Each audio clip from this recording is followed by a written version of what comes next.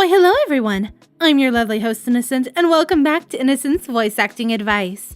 Or, as I like to call it, Eva! Today's topic is typecasting. Let's start off with just what typecasting is. To put it simply, it's, as an actor, what box fits you best. Such as, but not limited to, a damsel in distress, a sleazy old hobo, or the prostitute. Now, being typecast is not a bad thing. It means you can do this one thing and you can do it really well. But thankfully, because acting is an ever-evolving art form, you can fit into more than one box and break your box many times over. This is something I carried over from stage acting, but it applies well to voice acting. With stage acting, there's a whole appearance aspect to it, but when you just yell into a mic, you don't really need to worry about that now, do you? For example, my usual typecast boxes are small child, villain or evil, and condescending or joking best friend. For a female, yes, these boxes are not as usual as they should be, but they're still needed nonetheless. So, today we shall be going over different typecasts, as well as going over how to find some that fit you. For females, one of the most common and sought-after boxes is the girl next door. A voice that sounds familiar to the ear, calming, full of childlike wisdom, and all natural. Don't get me wrong, that's a good box to fill, but it's very common. For males, one of the most common boxes is the hero box. You know the one, the voice that sounds like a generic superhero that always boasts confidence, but you can tell they have a more sensitive side to them. Yeah, that one. It's a good one to have, since it could be used for more than just super beings. Well, now that we listed the most common of the boxes, let's dive into a few that are still common, but just not everyone can fit. We'll start with the females. Mother, the voice of patience and compassion. Seducer, also known as the prostitute or the femme fatale, a voice that can sweep someone off their feet, usually deep and sensual. The annoying sister. Hearing this voice brings flashbacks of your childhood and that one tattletale that you always knew. The queen. Royal and sophisticated. Just hearing their voice, you know that although they may hold compassion, their well of mercy is running dry. Angel. Sweet. Caring. Ethereal. Almost like cotton candy if visuals were turned to sound.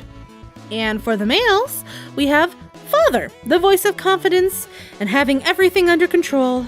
Usually a deeper voice with no sense of gruffness. The old loon. A voice of uncertainty and unadulterated crazy, but not a hint of maliciousness to be found. The seducer. All women want to be with him, all men want to be with him, yada yada. Usually this voice is deep and gruff and warm and just always has a sense of this guy is gonna fuck the first human he sees. The villain. Dark and deep and usually plays up any emotion that's needed to get the job done. And of course, the everyman. The counter to the girl next door. Yet somehow, no one wants it as much as the hero.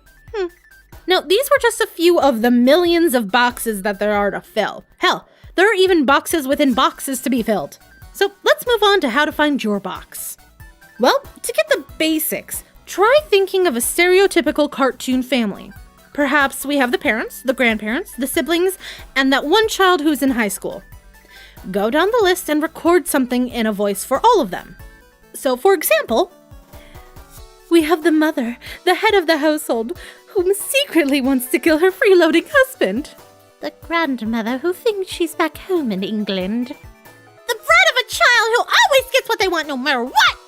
And the gothic teen who is so done with her family that she could literally die. They don't have to be anything spectacular, but play them back and see if your voice actually fits them. Sometimes they just won't. And that's fine. You don't have to fit every single box out there.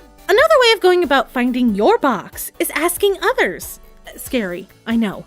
But asking other voice actors or close strangers who know things about voice acting will just get a blind ear on this subject. Record something in a voice that you're thinking about doing with a script that has no leading words leaning towards the character that you're thinking of doing, and send it to them asking what stereotype would fit this voice best.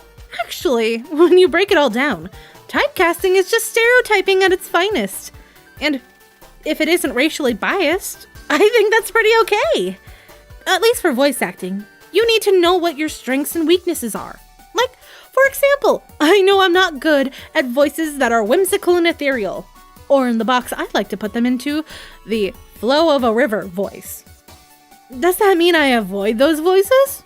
No. It means I try harder to, and at the very least, be decent at them.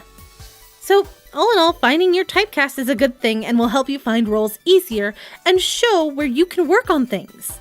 Knowing what you're great at will help directors find you as well, as when you put these voices in your demo, you'll get more inquiries about them. And if you haven't seen my video on demo reels, feel free to click or tap over here on the icon.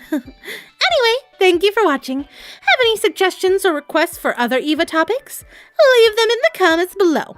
Or at me on Twitter. It's Creating Love. I'm more than happy to help to the best of my ability. This has been episode number 15 of Eva. Break a leg and go out there and voice act to your heart's content. We never speak of that. Anyway, if you liked what you just watched, feel free to click or tap here and it will take you to the latest video on my channel. Or you can let the YouTube algorithms choose a video it thinks you'll like. Magic! And of course, you can click or tap over here to subscribe to my channel if you haven't already. Come join the cult! We're always open to new members. Anywho, I hope to see you all soon. Peace out. Bye-bye!